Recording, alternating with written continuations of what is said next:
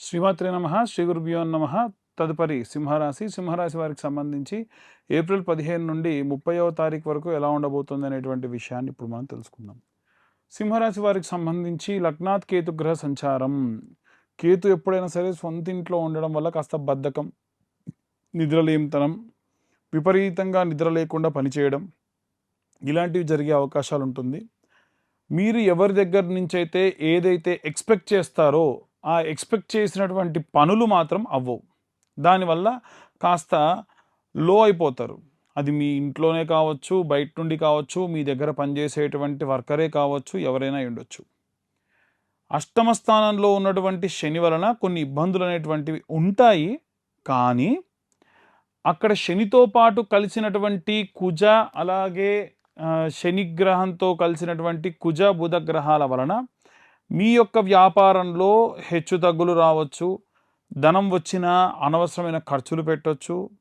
ఈ ప్రకారంగా మీరు ముందుకు వెళ్తూ ఉంటారు. భార్యాభర్తల మధ్యలో లేదా మీకు ఏదైనా సరే పార్ట్నర్షిప్ ఉంటే పార్ట్నర్స్ మధ్యలో కూడా గొడవలు రావచ్చు. ఆ ప్రకారంగా కూడా జాగ్రత్తగా ఉండాలి.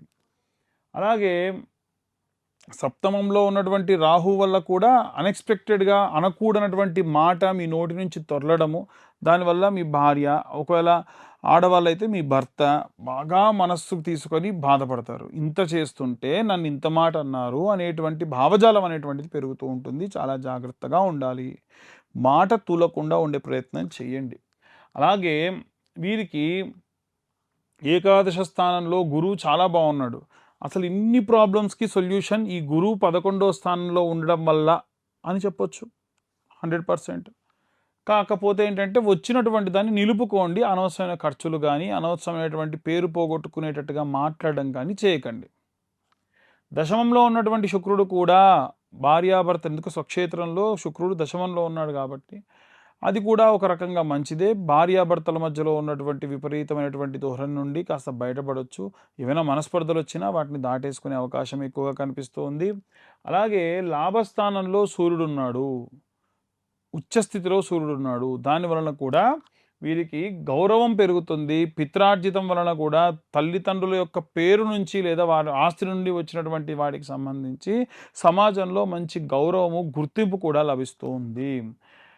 చంద్రుడి యొక్క సంచారంలో భాగంగా సంబంధితమైనటువంటి ఇబ్బందులు, మానసికమైనటువంటి ఆందోళన ఎక్కువ అయ్యే అవకాశం కూడా కనిపిస్తూ ఉంది. అలాగే ఉద్యోగంలో, వ్యాపారంలో ధనలాభం ఉంది. లీడర్షిప్ క్వాలిటీస్ కూడా పెరుగుతాయి. అలాగే ధనం బాగా వస్తుంది, కానీ స్టేటస్ కోసం డబ్బులు ఖర్చు పెట్టేటువంటి అవకాశం కనిపిస్తూ ఉంది.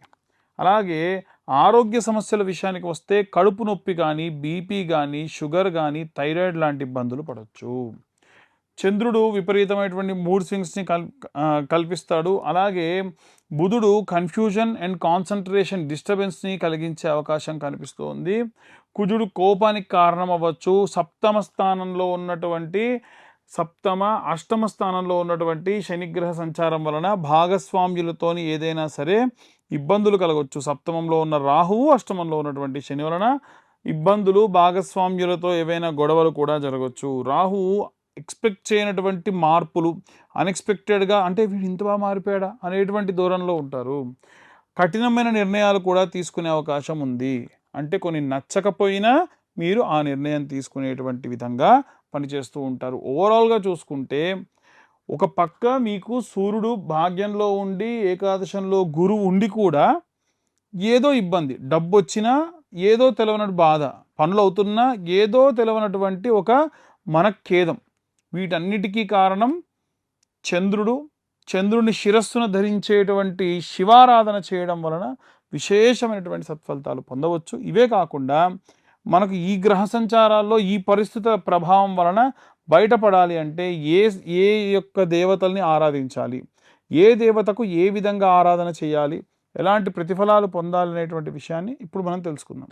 And for more videos, please subscribe to iDream channel. Subscribe to iDream Media. Please subscribe to iDream. Please subscribe to iDream. Please subscribe iDream. And please subscribe to iDream. For more videos, subscribe to iDream.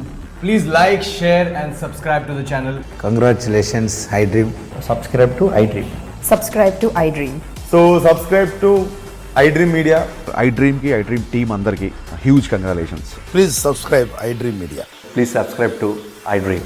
Subscribe iDream. Please subscribe to iDream. iDream అంటే నా కళల ఛానల్ను subscribe చేసుకున్న నోరు తిరుగుతలేదు, మీరైతే గంట గుర్తు కొట్టండి. For more such videos, please subscribe to iDream. Subscribe to iDream. Please subscribe to iDream. Please subscribe iDream Media. Please do subscribe to iDream. Please subscribe to iDream Media. For best entertainment and information, please subscribe iDream. And don't forget to subscribe to iDream.